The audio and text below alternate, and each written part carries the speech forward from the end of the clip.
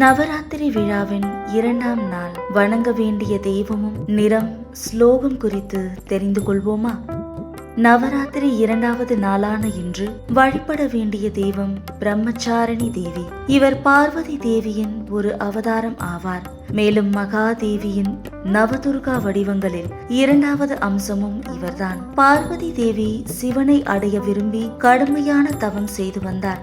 அப்போது அவர் எடுத்த தவமான கற்பு நிறைந்த பிரம்மச்சாரி நிலைமையே பிரம்மச்சாரிணி என்ற வடிவமாக கருதப்படுகிறது. நவராத்திரி 2வது நாளான இன்று பிரம்மச்சாரிணி தேவிக்கு அர்ப்பணிக்கப்படுவதால் பக்தர்கள் சிவப்பு நிற ஆடையை அணிய வேண்டும்.